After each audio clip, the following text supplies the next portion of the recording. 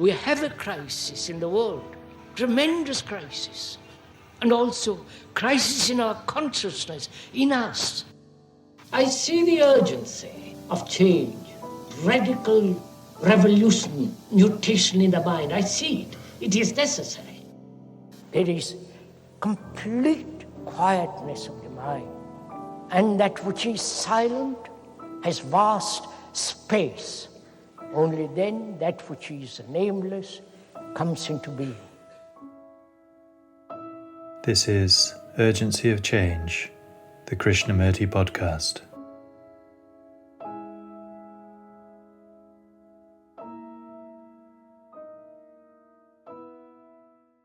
Is happiness found through discipline? By practicing a certain rule, a certain discipline, a mode of conduct, are you ever free? Hello and welcome to episode 173 of Urgency of Change. Each episode of the Krishnamurti podcast is compiled from carefully chosen extracts from our archives, representing different approaches to many of the fundamental issues and questions we all face in our lives. This week's theme is discipline. Upcoming themes are spirituality, pain, and responsibility. This is a podcast from Krishnamurti Foundation Trust. Please visit our updated website at kfoundation.org, where you can find a new introduction to Krishnamurti, a growing collection of articles, a wide selection of quotes, and a new index of topics for easy access to carefully selected texts and recordings. Our online store stocks all available Krishnamurti books and ships worldwide. You can also find our regular quotes and videos on Instagram, TikTok, and Facebook at Krishnamurti Foundation Trust. If you enjoy the podcast, please leave a review or rating on Apple Podcasts, which helps our visibility. This week's episode on discipline has 3 sections. This first extract is from Krishnamurti's 5th talk in Ojai, 1949, titled, "Why Do We Discipline Ourselves?" Most of us want someone in authority to tell us what to do.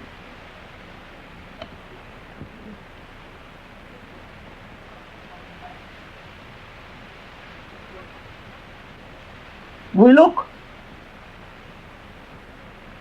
for a direction in conduct. Because our instinct is to be safe, not to suffer more. Someone has realized happiness, bliss, what you will, and we hope that he will tell us what to do to arrive there.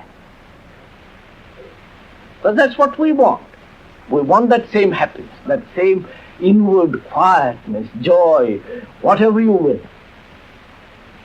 And in this mad world of confusion, we want someone to tell us what to do. That is really the basic instinct with most of us.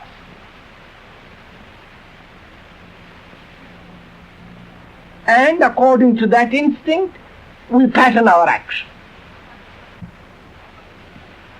Is God, is that highest thing, unnameable and not to be measured by words, is that come by discipline, by following a particular pattern of action? If you are interested, let's go into it. We want to arrive at a particular goal, particular end. And we think by practice, by disciplining ourselves, suppressing or releasing, sublimating or substituting, we shall be able to find that which we are seeking. What is implied in discipline?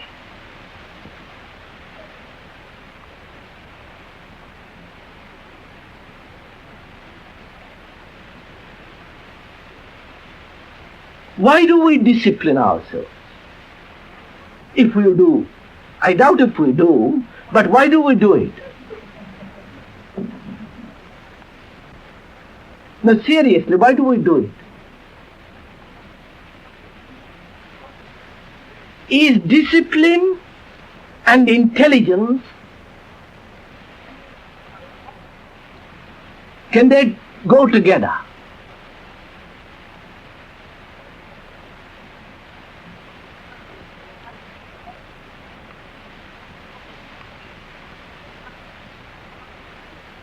So let us inquire into it fully and see how far go into this matter. Because most people feel that you must,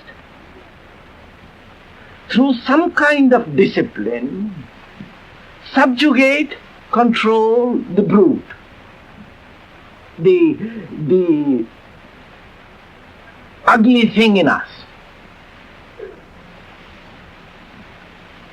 And is that brute, the ugly thing, controllable through discipline? What do we mean by discipline?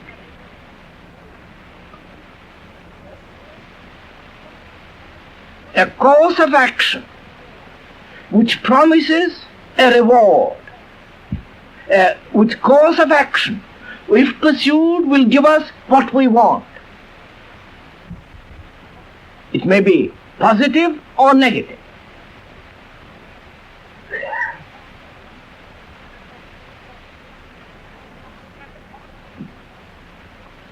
A pattern of conduct which will, if practiced diligently, sedulously, very, very ardently, will give me what I want at the end. It may be painful, but I am willing to go through it to get that.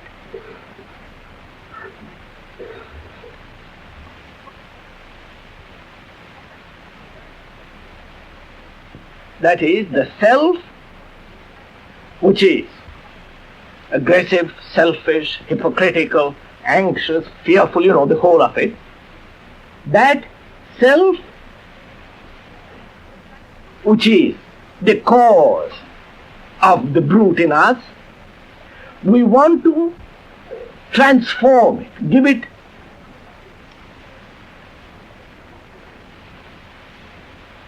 subjugate it, destroy it. And how is this to be done?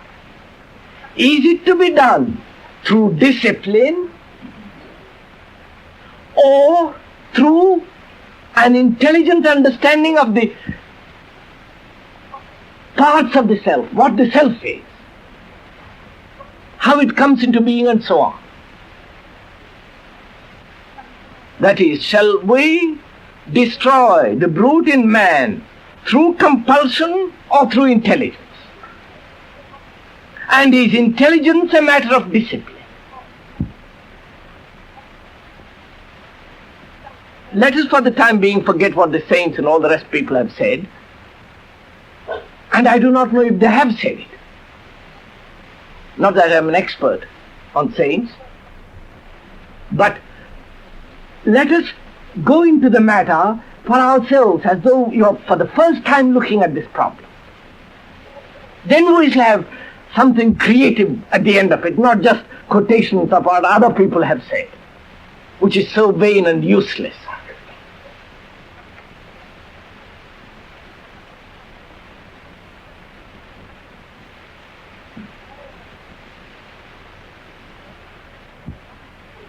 We first say that in us there is conflict.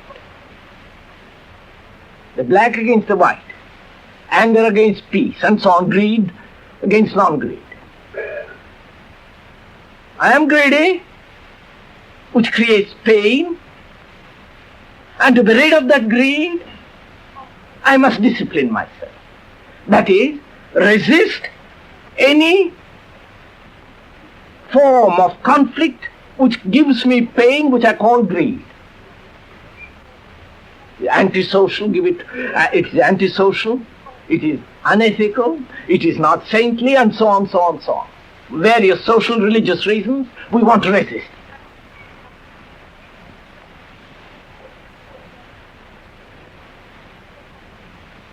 Is greed destroyed or put away from us through compulsion?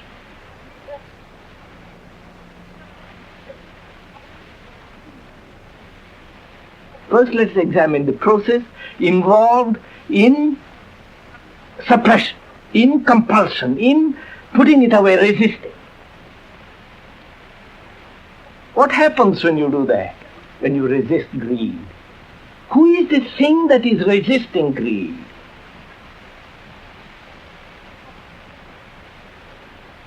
Yes, that's the question first. Why do you resist greed? And who is the entity that says, I must be free of greed?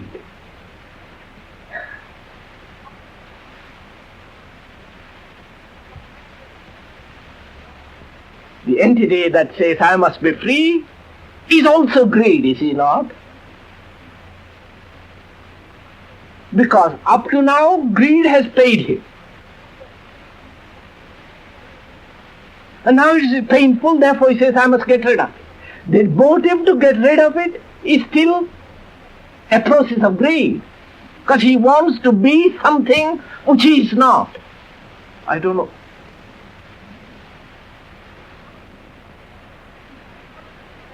Because now non-greed is profitable.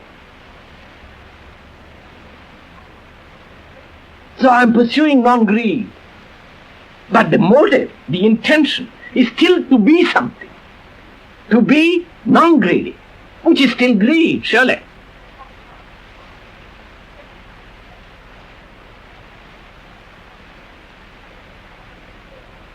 Which is again a negative form of the emphasis of the me.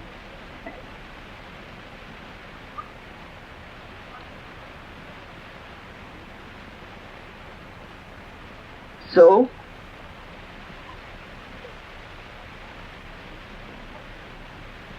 being greedy, we find that is painful for various reasons which are obvious. As long as we enjoy it, as long as we are, it is paying us to be greedy, then there is no problem. Society encourages us in different ways, so do religions encourage us in different ways. As long as we are, it is profitable. As long as it's not painful, we pursue it. But the moment it becomes painful, we want to resist. The resistance is what we call discipline against greed.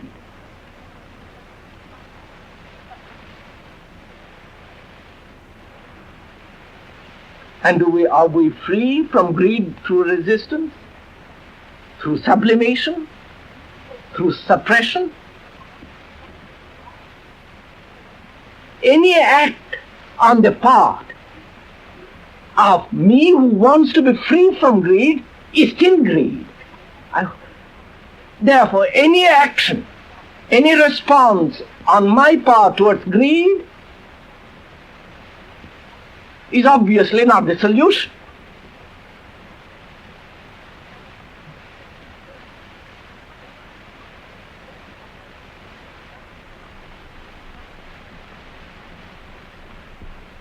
First of all, I can see that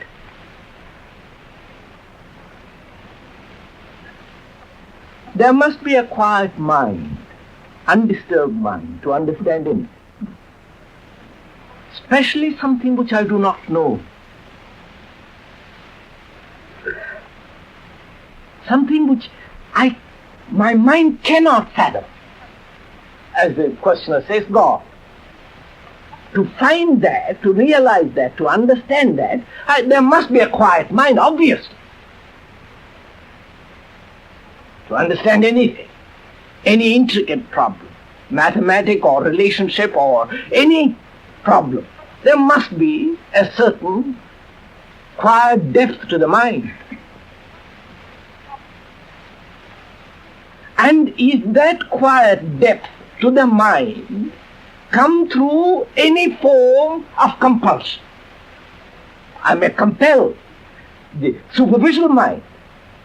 It may compel itself and make itself quiet. But surely, such quietness is the quietness of decay, death. It is not capable of adaptability, pliability, sensitivity.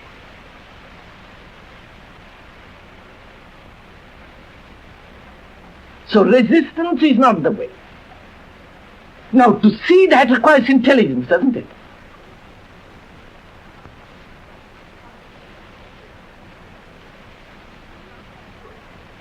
To see that the mind is made dull by compulsion is already the beginning of intelligence, isn't it?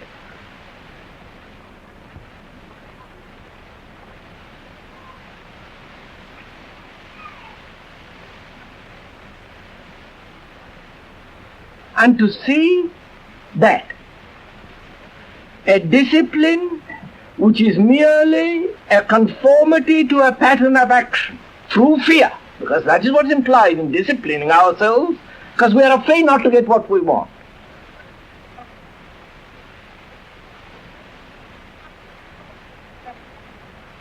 And so the mind, what happens when you discipline the mind?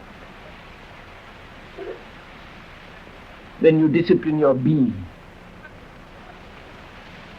Surely it becomes very hard, doesn't it? Unpliable, not quick, adjustable. Don't you know people who have disciplined themselves?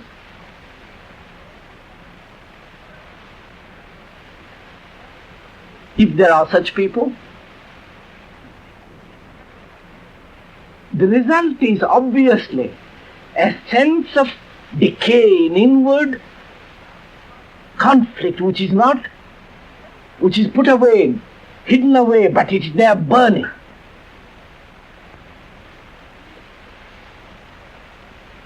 So our question is then, our problem is, seeing that discipline merely creates a habit, and a habit is not intelligence, and merely resistance. Such a habit is obviously cannot be productive of intelligence. Habit never is. Practice never is. You may be very clever with your fingers by practicing the piano.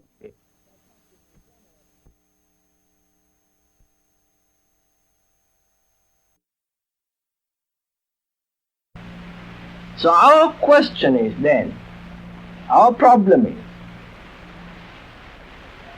seeing that discipline merely creates a habit, and a habit is not intelligence, and merely resistance. Such a habit is obviously cannot be productive of intelligence. Habit never is. Practice never is. You may be very clever with your fingers by practicing the piano or making something with your hands. But the intelligence is demanded to direct the hand. And we are now inquiring into that intelligence.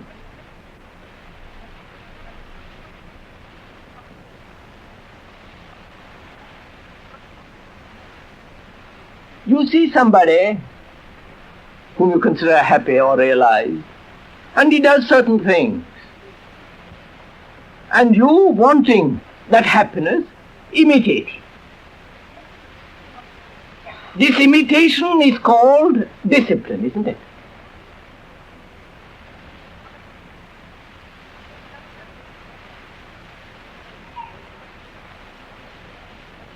Because we imitate in order to receive what he has. We copy in order to be happy. which you think she has.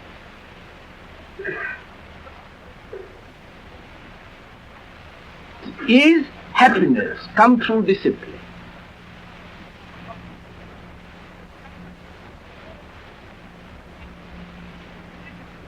And by practicing a certain rules, by practicing certain disciplines, mode of conduct, are you ever free? Surely there must be freedom for discovery, mustn't there? If you discover anything, you must be free inwardly, which is an obvious fact. Are you free by shaping your mind in a particular action, which we call discipline? Obviously you are not. You are merely a repetitive machine resisting according to a certain conclusion, according to a certain mode of conduct. So freedom cannot come through discipline.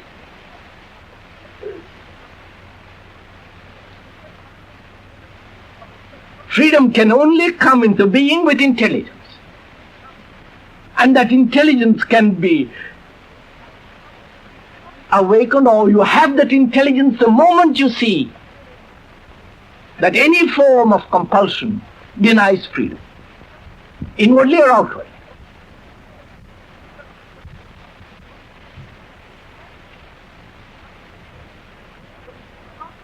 So the first requirement, not as a discipline, is obviously freedom.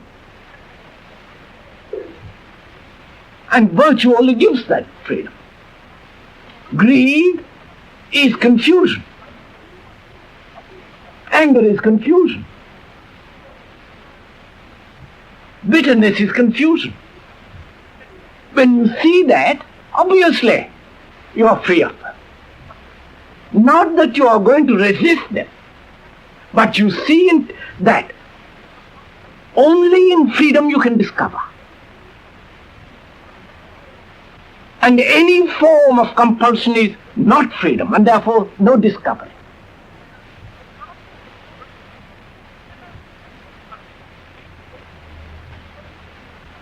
Surely what virtue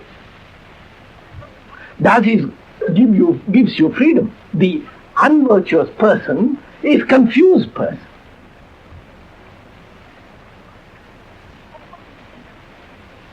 And in confusion, obviously, you can never discover anything. How can you?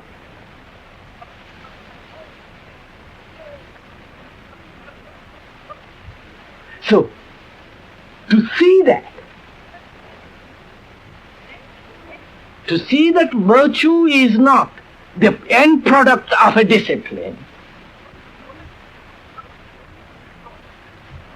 but that virtue is freedom,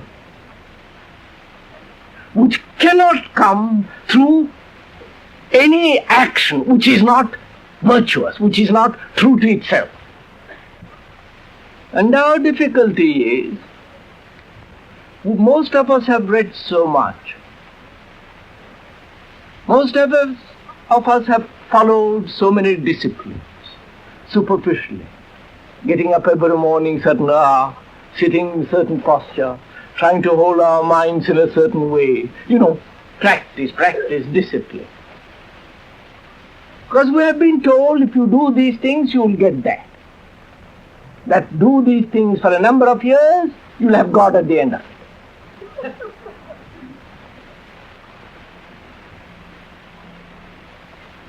I may put it crudely, but that's what is the basis of our thinking. Surely God doesn't come so easily as all that. That's mere marketable thing. I do this and you give me that.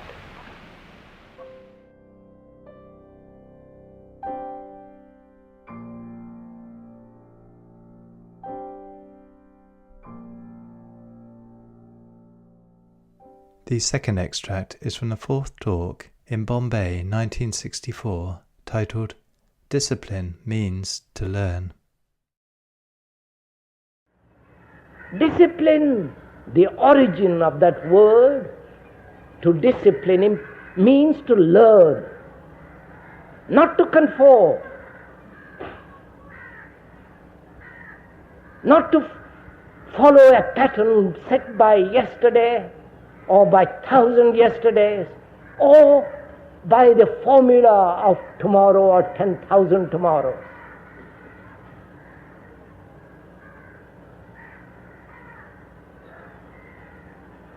Discipline is to learn.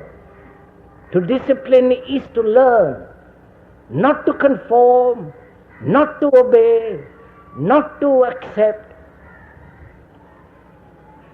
not to torture yourself by a pattern, by an idea, by a formula.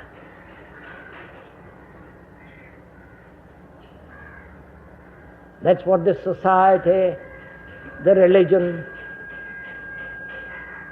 the technological job, everything has made us discipline ourselves, which is to conform, to imitate, to suppress, or to sublimate.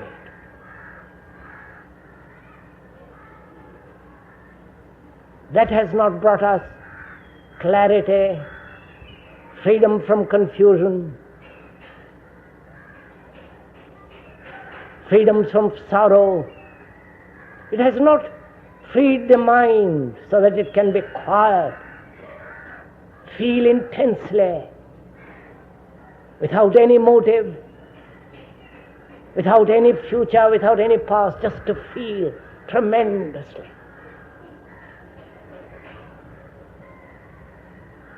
So we know the tortures of discipline,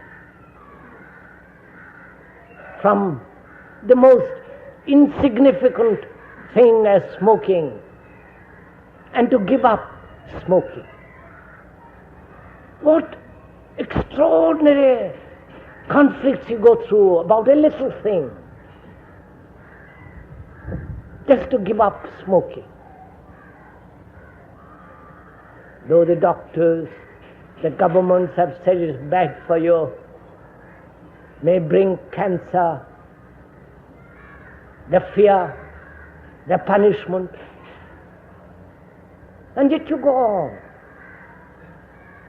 And yet you, in that very act of going on, there is conflict.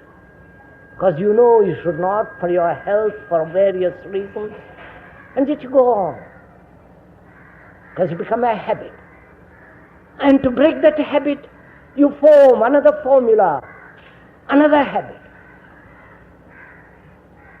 So you have another formula, another idea. And that's where we live. Always in a state of conflict. Always breaking down one habit and falling into another habit of thought, of feeling, of sensation, of pleasure. The sexual habit, the drinking habit, the habit of seeking God because you are miserable, which is an escape from reality, they're all the same. And depending upon our tendencies, our erudition, our knowledge, our education, we either intensify that struggle, that conflict, through so-called discipline, or depending upon our tremendous urge or our laziness, we play with discipline. So our minds are always shaped by society, by church, by circumstances. Please follow all this. I'm talking about your mind. Don't be caught in the words which I am using. The words are no value at all.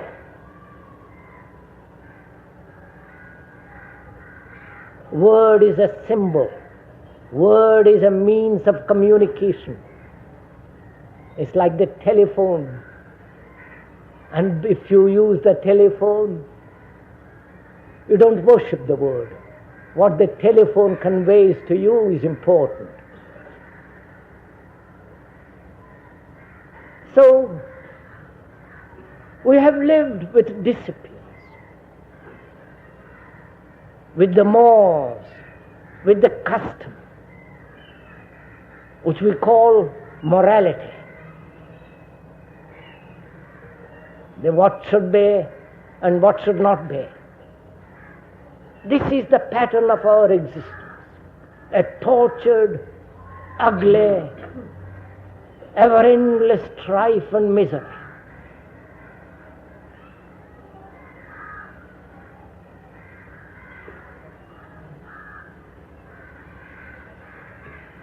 Now, can one live without discipline? Because that way of disciplining, that way which one has lived for centuries, is a terrible thing. Is the most ugly form of existence. It only breeds a mechanical mind. You know what happens to a soldier who is trained day after day for months, for years, to obey orders? You know what happens to him? Do you know any soldier friend? Have you ever watched him? Functions mechanically, obeying. All spontaneity, all freedom has gone. As you who go to the office day after day for 40 years, with that terrible boredom, what's happened to your mind too? Watch it. You have trained yourself. You have conformed because you have a family.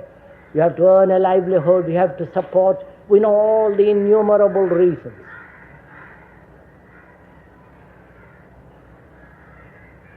So you have to find out how to live in this world which demands a livelihood, which asks that you do things day after day, regularly, efficiently, constantly, that you have your own lustful desires, sex, and not to make it into a habit, and all the other urges that create habits. How to live in this world? Please listen to this.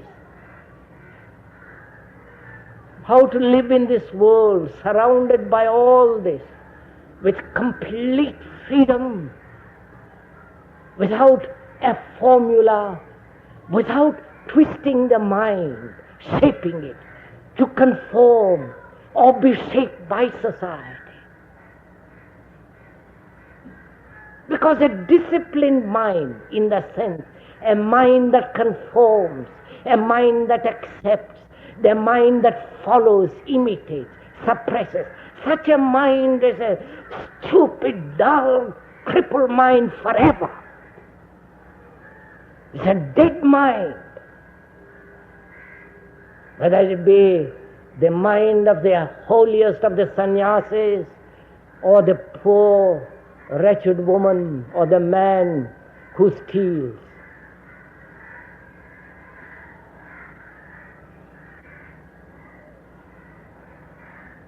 One has to live in this world without that kind of discipline. Because that, you understand it, you see the truth of it. You follow? You see what a discipline implies, conforming. imitate, suppress, controlling it to live within a certain framework, within a formula, within a pattern. Whether it is established by society, by religion, or by your intellectual capacity or experience. Every form of discipline according to that kind is deadly, destructive. It makes the mind useless. You may function as a machine, but you cannot possibly, under any circumstances, find out what is true. Because truth demands freedom. That is, it demands intelligence.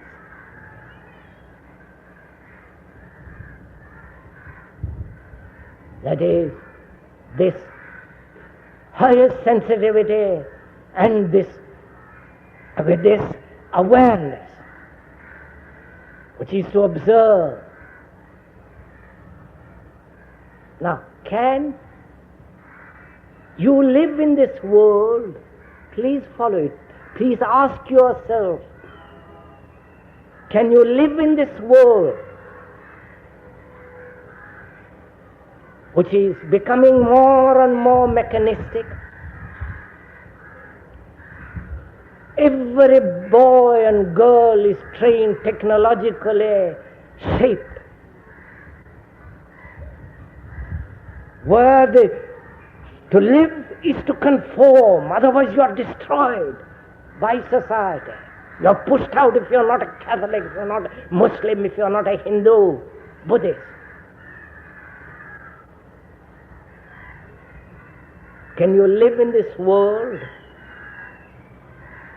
without this destructive, traditional weight of a discipline that corrupts, that destroys, that makes the mind ugly? But yet, if you see the truth of that, not because I tell you, not because the speaker points out, because you actually see the beauty of that, then you have to ask yourself if you can live in this world without discipline. Not that kind. Can you live without discipline, doing what you like, free? Or can you? You can't either.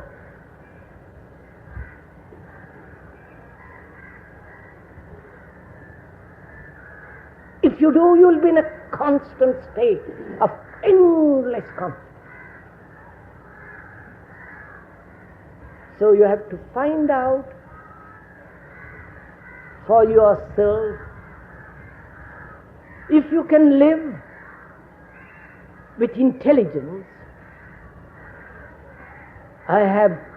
We have explained what we mean by intelligence. It is not a definition of intelligence.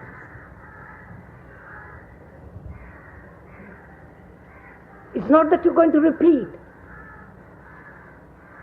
or dialectically say that's one opinion. There are other opinions. Therefore, discussing opinions and to find truth in opinions is dialectical way of approach. We're not talking dialectically.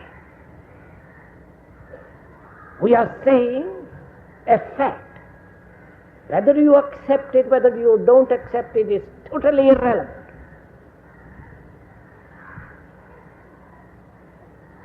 Whether you say, that's your opinion. There are other opinions. We are not discussing opinions. There is no truth in opinions. There are 1,000 opinions because there are 1,000 men. Each has his own opinion. So we are not dialectically, which is trying to find out the truth of opinions by analysis. That leads nowhere. What we are pointing out is something entirely different. We are saying that a mind that is extraordinarily alive and sensitive and awake, through observation of facts. A tree is a tree, not what you think about that tree. Observation of what you are actually, what is actually, not what you should be, what you think other people have told you you should be. Actually what you are. Observing the squalor, the riches, the beauty of the sunset, the calm sea, and the extraordinary quality of a still night. And out of that comes this living quality of intelligence.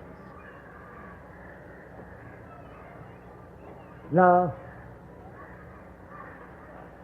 we need certain kind of discipline, which is to learn. We are learning. There is no end to learning.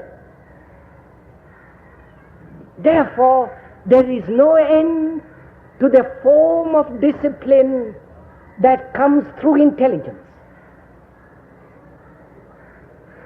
The other discipline, the traditional discipline, which is conforming, adjusting, forcing, suppressing, does not create intelligence, does not bring about this clarity, the beauty and the vitality of intelligence.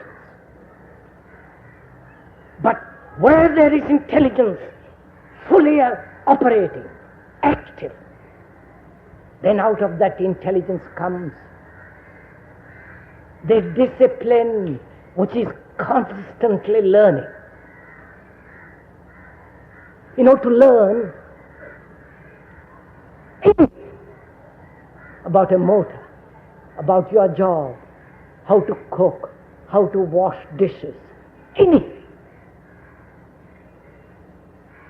To do it properly, efficiently, you have to be learning all the time. Now, if you are learning all the time, not saying, I have learned, and what I have learned is good enough, and therefore whatever happens is going to be more learned and added to, then you cease to learn. But if you are learning all the time, then that mind that is learning all the time brings about its own extraordinary sweet discipline, in that there is no conformity, in that there is no pattern, in that there is no formula, suppression, obedience. It is living. And every living thing creates its own easy, swift, free efficiency of learning. From that comes the beauty of a mind that is so clear, and therefore it needs no discipline. If you see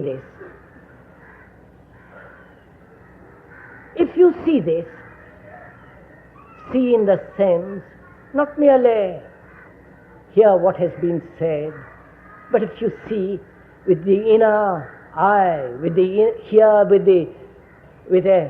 the mind, with the ear of the mind, then you will see for yourself the old traditional rotten thing called discipline.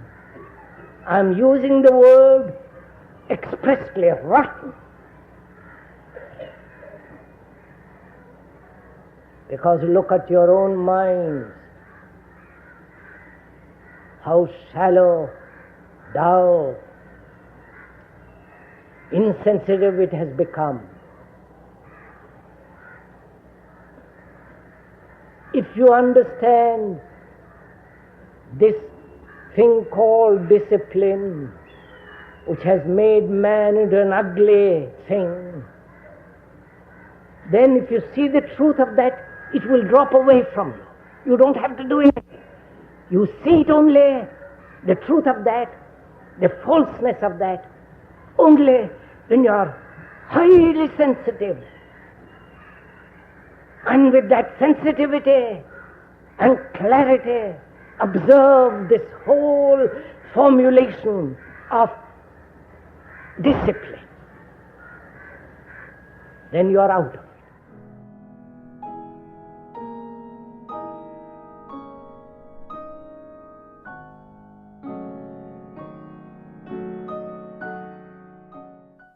The final extract in this episode is from Krishnamurti's 6th talk in Ojai, 1949, titled Discipline in Meditation. So meditation, the right kind of meditation, is essential. So let us find out what is right kind of meditation. And to find out what is right, we must approach it negatively. Merely to say this is right meditation will give you only a pattern which you will adopt, practice, and that will not be right meditation.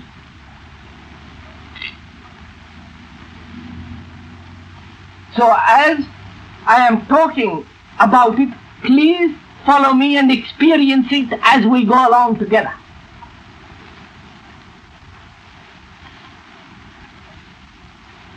Because there are different types of meditation. I do not know if any of you have practiced them or have indulged in them, gone away by yourself in a locked room, sat in a dark corner, and so on and so on. So let us examine the whole process of what we call meditation.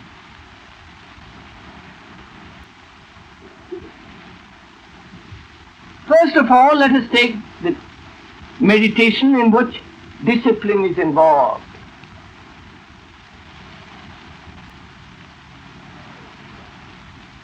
Any form of discipline only strengthens the self.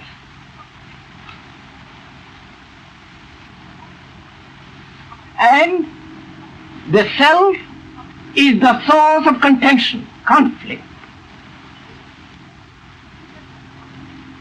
That is, if we discipline ourselves to be something, to be, as so many people do, this month I am going to be kind. I am going to practice kindliness. Such a discipline, such practice is bound to strengthen the me.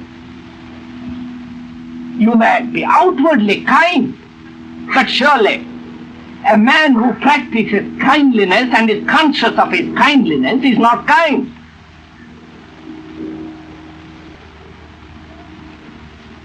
So that form of meditation, which people call also meditation, is obviously not the right kind. Because as we discussed yesterday,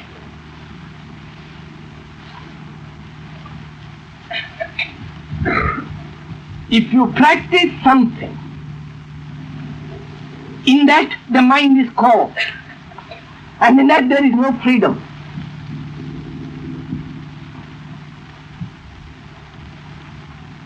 But since most of us desire to acquire a result, that is, to be kind at the end of the month, or the end of a certain period, because ultimately teachers have said you must be kind in order to find God. And your desire is to find God as the ultimate source of your security and happiness, so you buy God through kindness, which is obviously the strengthening of the me and the mind, which is a self-enclosing process. And anything that encloses, any action that is Binding can never give freedom. Surely that is obvious. Perhaps we can discuss it another time if it's not clear. Then there is this whole process of concentration, which is also called meditation. You sit in a cross-legged, because that's the fashion from India, or in a chair, in a dark room, in front of a picture or an image, and trying to concentrate on a word, on a phrase, or a mental image, and exclude all other thoughts. I'm sure many of you have done this. And the other thoughts keep pouring in, and you push them out, and you keep on with the struggle, till you are able to concentrate at the exclusion, and exclude everything else. Then you feel gratified. At last you have learned to fix your mind on a point which you think is essential. Again, through exclusion do you find anything? Through exclusion, suppression, denial, can the mind be quiet?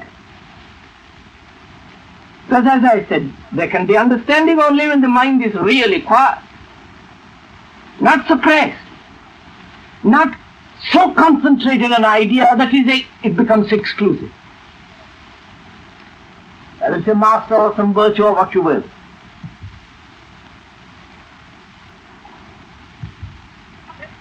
Through concentration, fixation, the mind can never be quiet. Superficially, at the higher levels of consciousness, you may produce enforced stillness. Make your body perfectly still, your mind very quiet, superficially. But that surely is not the quietness of your whole being.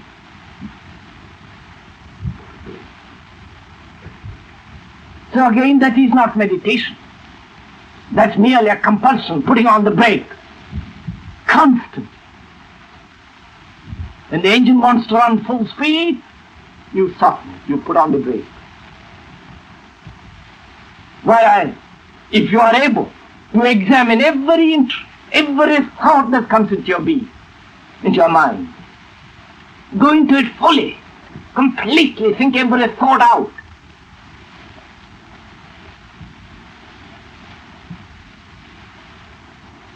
then there will be no wandering of the mind. Because the mind has found the values of each thought. Therefore it's no longer attractive. Which means there is no distraction. A mind that is capable of being distracted and resists distraction is not capable of meditation. Because what is distraction?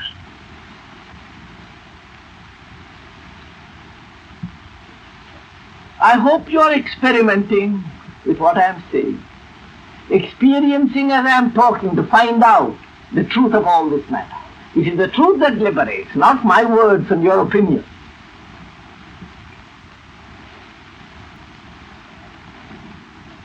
We call distraction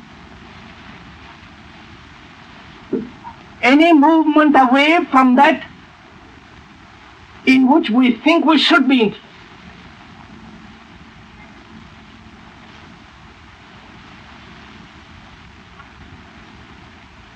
So you choose a particular interest, so-called noble interest, and fix your mind on it.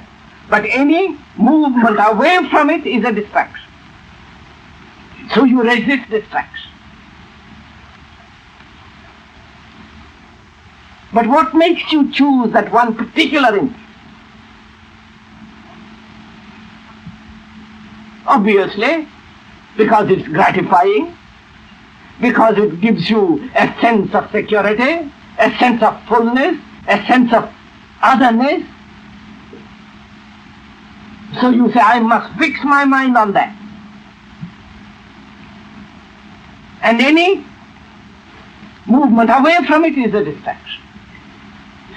So you spend your life in battle against distraction and fix your mind on something else.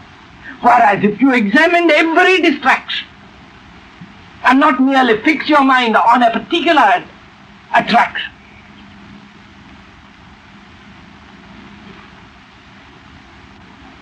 then you will see the mind is no longer capable of being distracted, because it has understood the whole distractions as well as the attraction. Therefore the mind is capable of extraordinary extensive awareness without exclusion.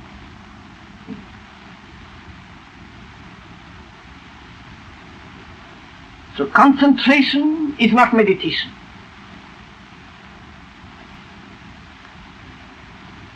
And disciplining is not meditation. Then there are prayer. This whole problem of praying and receiving. That's also called meditation. What do we mean by praying? Supplication, the gross form of it. And there are subtle forms at different levels of prayer. The gross form we all know. I'm in trouble, I'm in misery, physically or psychologically, I want some help. So I go, I beg, I supplicate.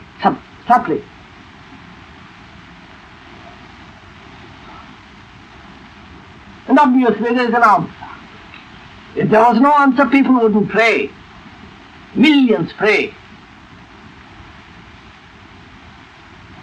You only pray when you are in trouble, not when you are happy, not when there is that extraordinary sense of otherness. Now what happens when you pray?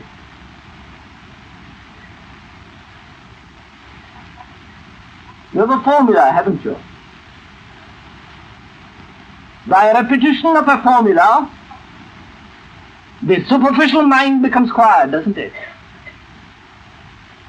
You try it and you will see. By repeat a certain phrase or phrases or words, and gradually you will see your whole being becomes quiet.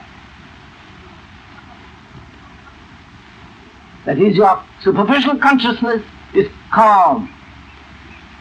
And then in that state it is able to receive, isn't it? The intimations of something else.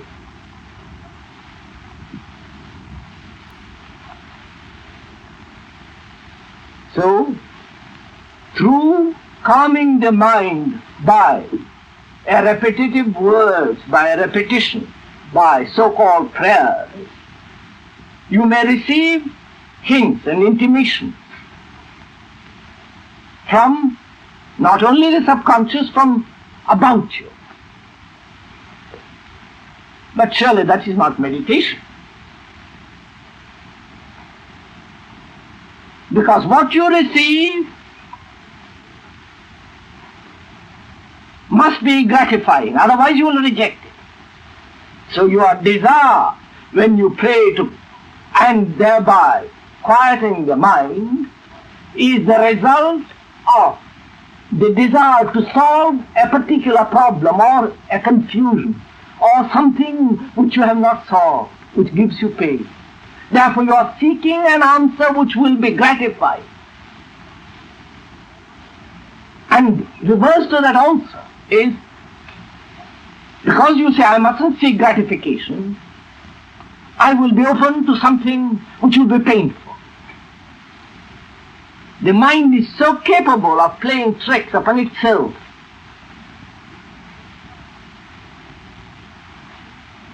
that one must be aware of the whole content of this question of prayer.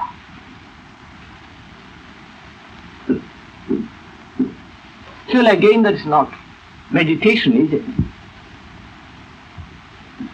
One has learned a trick. how to quieten the mind, which it can receive certain answers, pleasurable or not pleasurable. But that's not meditation, is it?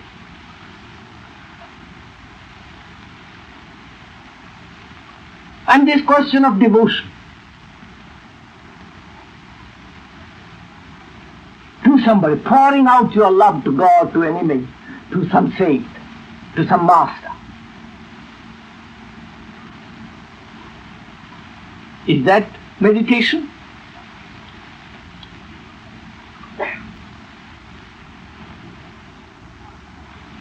Why do you pour out your love to God?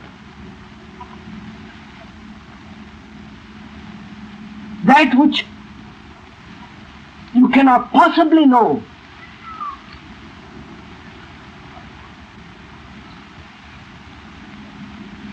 Why are we so attracted to the unknown and give our lives, our beings to that? This whole question of devotion, does it not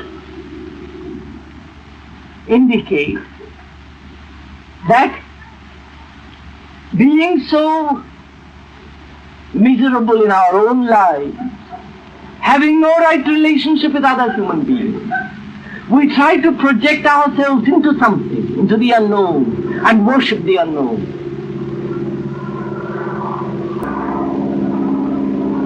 You know, those people who are devoted to somebody, to some god, to some image, to some master, are generally the most cruel people, obstinate. They are intolerant of others. They are willing to destroy others, verbally as well as physically.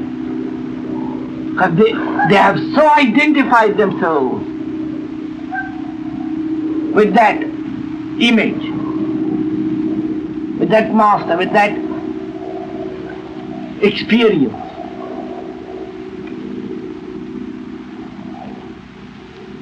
So again,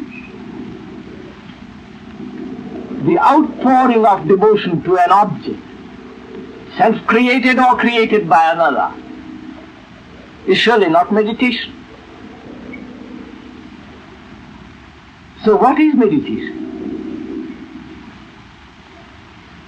If none of these things are meditation, discipline, concentration, prayer, devotion, then what is meditation? Those are the forms which we know, with which we are familiar. But to find out that which is not, with which we are not familiar, we have to be free of these things of which we are familiar, haven't we, first? If this is not true, then they must be set aside. Then only you are capable of finding out what is right meditation, or isn't it? If we have been accustomed to the false value, to find out the new value, the old values must cease, must they not? Not because I say so, because you think it out, feel it out. Therefore, if it is not these, and they have gone, what have they left? What is the residue of your examination of these things? Do they not reveal the process of your own thinking? Surely. If you have indulged in these things, and you see that they are false, you find out why you have indulged in them. And therefore, the very examination of these things reveal the way of your own thinking. Therefore, the examination of these is the beginning of self-knowledge, is it not?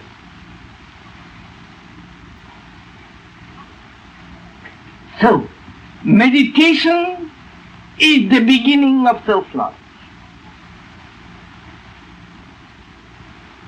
Without self-knowledge, you may sit in a corner, meditate on the masters, develop virtues. They are illusions. And they have no meaning for the person who really wants to discover what is right meditation. Because without self-knowledge, you will project yourself, an image, call it the master, and that becomes your object of devotion, for which you are willing to sacrifice, build, destroy.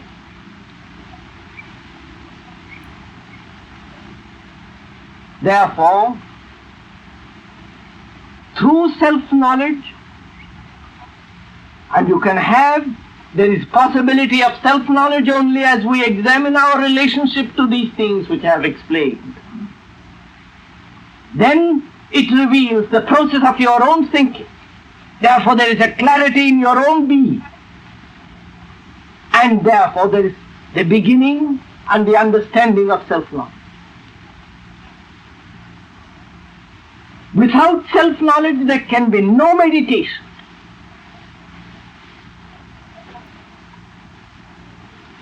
And without meditation there can be no self-knowledge.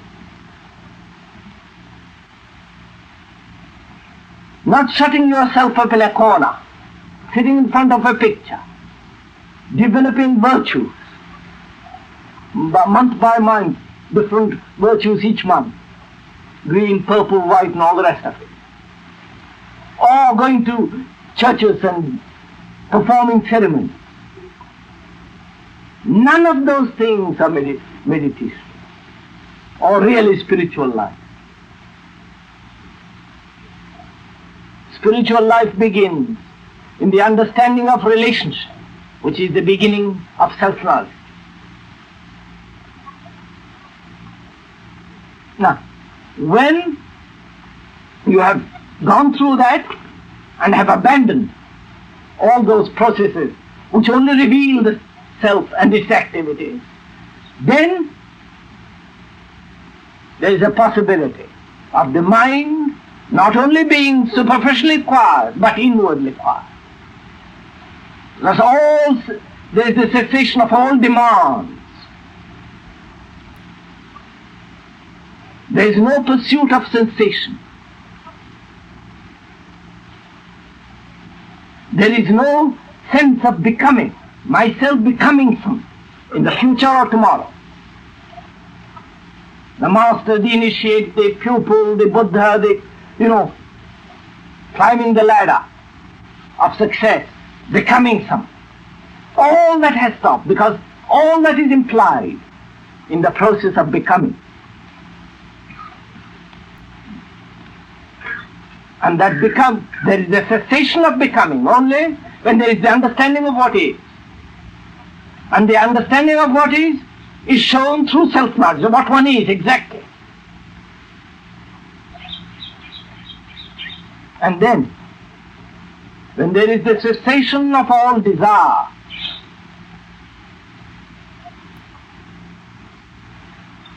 it can only come through self-knowledge. Then the mind is quiet.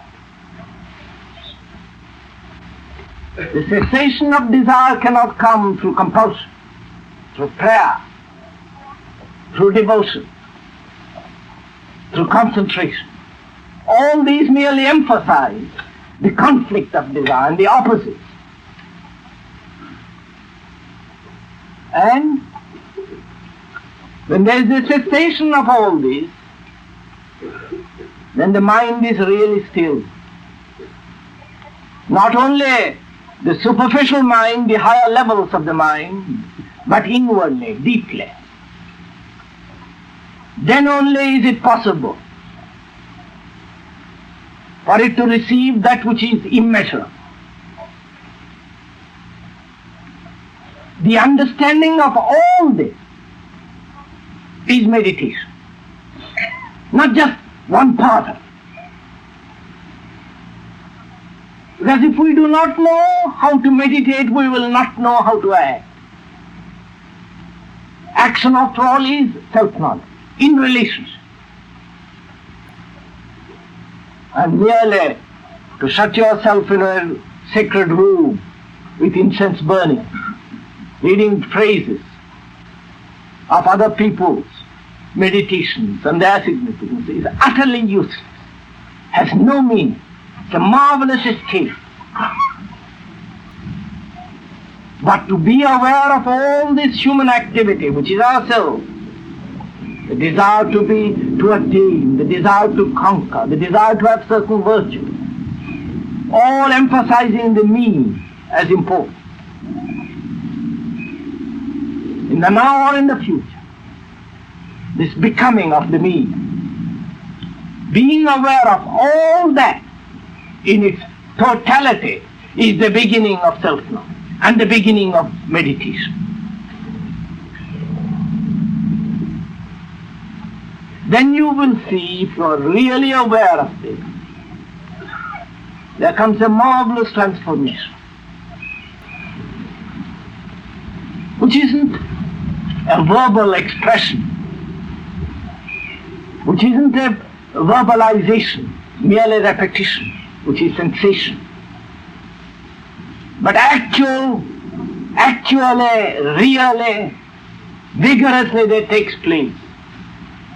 A thing which cannot be named, which cannot be termed. And that is not the gift of the few, not the gift of the masters, or few people have it. Because self-knowledge is possible for everybody. If you are willing to experiment, try. You don't have to join any society and read any book or be at the feet of any master. Because self-knowledge liberates you from all that absurdity, stupidities of human inventions. And then only through self-knowledge and right meditation there is freedom. In that freedom there comes reality. But you cannot have reality through mental process. It must come to you. And it can only come to you when there is freedom from desire.